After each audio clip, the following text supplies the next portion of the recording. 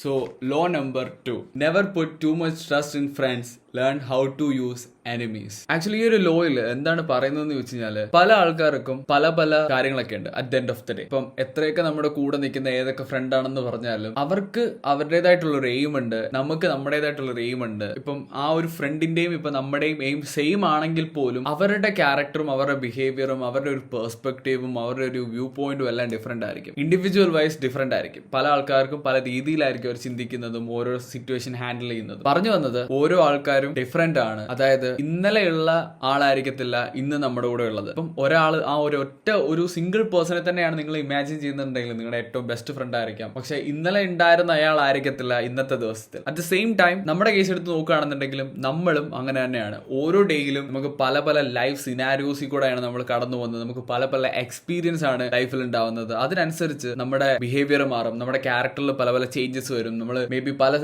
Life സിനാരിയോസും നമ്മളെ matured ആക്കും. So day by day ഓരോ പേഴ്സണും മാറിക്കൊണ്ടിരിക്കുകയാണ്. അതുപോലെ ഈ ലോയ്ക്കകത്ത് പറയുന്ന രണ്ടാമത്തെ ഒരു പോർഷൻ എന്ന് പറഞ്ഞാൽ learn how to use enemies. അതായത് ഒരു എക്സാമ്പിൾ പറയുകയാണെന്നുണ്ടെങ്കിൽ അമേരിക്കയും ചൈനയും വളരെ വലിയ എനിമീസ് ആണ്, ശത്രുക്കളാണെന്നാണ് നമ്മൾ നോർമലി കേൾവിയുള്ളത്. അതായത് എവിടെ തിരിഞ്ഞാലും അമേരിക്കയും ചൈനയും തമ്മിലുള്ള പ്രശ്നങ്ങളെ പറ്റി നമ്മൾ കേൾക്കാറുള്ളതാണ്. പക്ഷെ ഒരു റിപ്പോർട്ട് പറയുന്നത് ഏറ്റവും കൂടുതൽ അമേരിക്കക്ക് പൈസ കടം കൊടുത്ത് സഹായിച്ചത് ചൈനയാണ്. അതായത് ആവശ്യം വരുമ്പോൾ നമ്മൾ അവരെയും യൂസ് ചെയ്യുക, എനിമി ആണെന്ന് പറഞ്ഞ് എനിമീസിനെ നമ്മൾ തള്ളിക്കളയരുതെന്നാണ് ഈ ഒരു ലോയുടെ സെക്കൻഡ് പോർഷനിൽ പറയുന്നത്. സോ 48 Laws of Power എന്ന് പറഞ്ഞ ഈ ബുക്കിൽ ഓരോ ലോസിനെ പറ്റിയിട്ടുള്ള ഒരു പ്ലേലിസ്റ്റ് ഞാനിപ്പോൾ ക്രിയേറ്റ് ചെയ്തുകൊണ്ടിരിക്കുകയാണ്. അപ്പോൾ നിങ്ങൾക്ക് ഓരോ ലോസും ആ ഒരു പ്ലേലിസ്റ്റിൽ പോയി കാണാനായിട്ട് പറ്റും. ആ പ്ലേലിസ്റ്റിന്റെ ലിങ്ക് ഇവിടെ നിങ്ങൾക്ക് കൊടുത്തേക്കാം. സോ ഇവിടെ ക്ലിക്ക് ചെയ്ത് നിങ്ങൾക്ക് കയറി ചെക്ക് ചെയ്യാവുന്നതാണ്. So never put too much trust in friends, learn how to use enemies.